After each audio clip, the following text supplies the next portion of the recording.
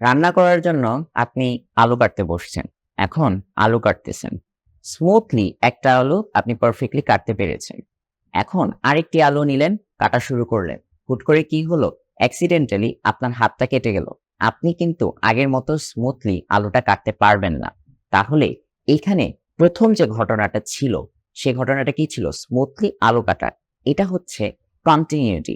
এবং পরবর্তী যে ঘটনাটা ঘটলো যে আপনার হাত কাটার কারণে আপনি একটা পর্যায়ে এসে আর আলু কাটতে পারছেন না, এটা হচ্ছে ডিসকন্টিনিউটি। সো আজকের টপিক হচ্ছে কন্টিনিউটি ফর লিমিটস।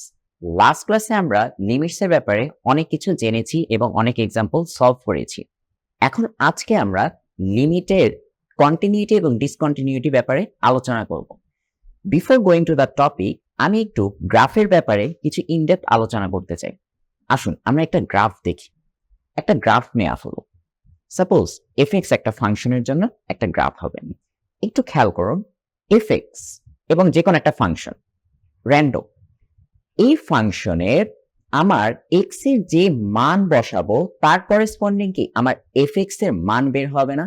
তাহলে আমরা ছোটবেলা থেকে শিখে আসছি যে যে জিনিসটা ইনপুট দেয়া হয় সেটাকে বলা হয় হচ্ছে ডোমেইন, এবং তার করেসপন্ডিং যে মান পাওয়া যায় সেটা হচ্ছে রেঞ্জ। আমরা ডোমেইনগুলো এক্স অ্যাক্সিসে বসাই এবং রেঞ্জগুলো হচ্ছে ওয়াই অ্যাক্সিসে বসাই। সো করেসপন্ডিং টু দ্যাট আমরা একাধিক কোঅর্ডিনেট পাই। এই কোঅর্ডিনেশনের জন্য আমরা যে লাইনটা পাই সেটা হচ্ছে আমার corresponding graph for that particular function. Now coming to the topic, continuity আর ডিসকন্টিনিউটিতে। সো এখন একটা ফাংশনের জন্য আমি একটি গ্রাফ পেলাম। সাপোজ গ্রাফটা এইভাবে যাচ্ছে। এখন আপনারা দেখতে পাচ্ছেন গ্রাফটা একটা পার্টিকুলার পয়েন্টে এসে উঠে তারপরে হচ্ছে স্মুথলি যাচ্ছে।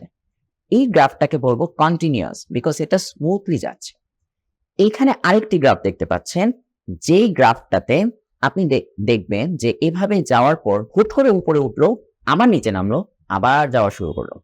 কি হলো ঘটনা? এই দুইটা গ্রাফের মধ্যে মূল তফাৎটা কোথায়? এই গ্রাফটা স্মুথলি যাচ্ছিল, অন দি আদার হ্যান্ড এই গ্রাফটা কিন্তু স্মুথলি যাচ্ছে না। একটা এক্স এর পার্টিকুলার মানের জন্য গ্রাফটা হুট করে উপরে উঠলো, তারপর আবার আগের অবস্থানে ফিরে না এটা আবার যাওয়া শুরু করলো স্মুথলি। তাহলে এই গ্রাফের ঘটনাটাকে বলা হচ্ছে ডিসকন্টিনিউটি, এন্ড এটাকে বলা হচ্ছে কন্টিনিউটি।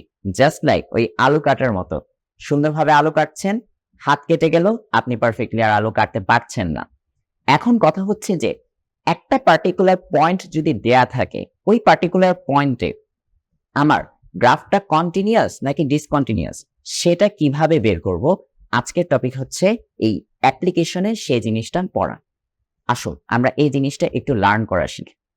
সাপোজ এই আমার কন্টিনিউয়াস গ্রাফটার মধ্যে র্যান্ডমলি আপনাকে যদি আমি জিজ্ঞেস করি যে ভাই এই জিনিসটা এই এক্স এর, সাপোজ এক্স ইকুয়ালস টু 3, এই পয়েন্টটাতে কি কন্টিনিউয়াস নাকি ডিসকন্টিনিউয়াস, আপনি কি বুঝবেন?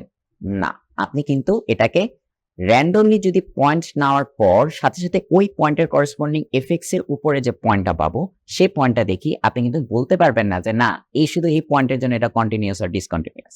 সো কন্টিনিউয়াস আর ডিসকন্টিনিউয়াস কখন বোঝা যায়? ভালো খারাপ যেভাবে কম্পেয়ার করে বোঝা যায় ঠিক তেমনি।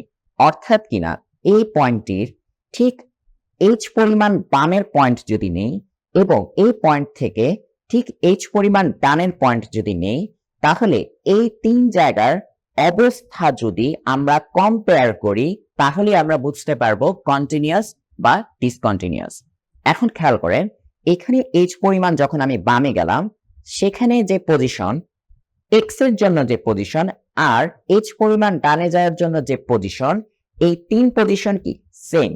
সো এটাকে বলা হয় হচ্ছে কন্টিনিউয়াস।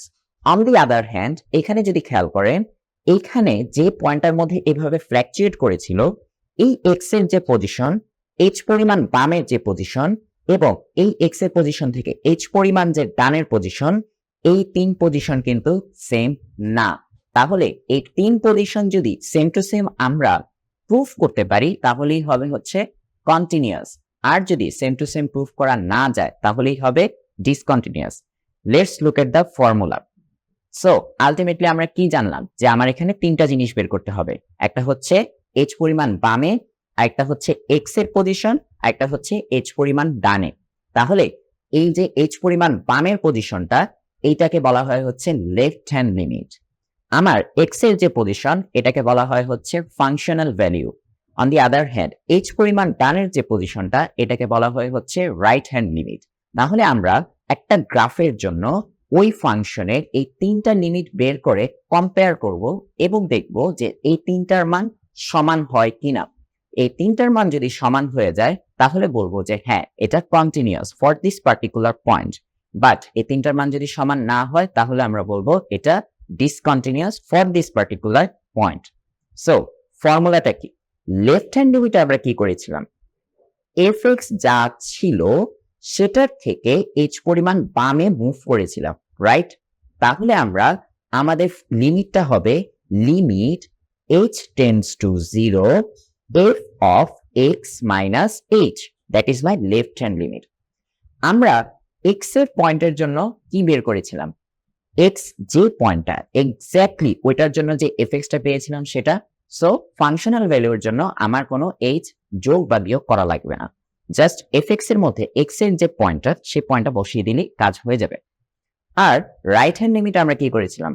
আমার ওই পজিশন থেকে এইচ পরিমাণ ডানে সরিয়েছিলাম। সো এইচ পরিমাণ ডানে সরার জন্য আমার ফর্মুলাটা দাঁড়ায় limit H tends to 0 F of x plus H. So এই হচ্ছে আমার ফর্মুলা। আমরা এই এক্সাম্পল যখন সলভ করব তখন দেখব যে কোনো একটা পার্টিকুলার পয়েন্টের জন্য আমার ওই ফাংশনটা কন্টিনিউয়াস কি ডিসকন্টিনিউয়াস হয় সেটা কিভাবে প্রুফ করা যায়। Thank you so much.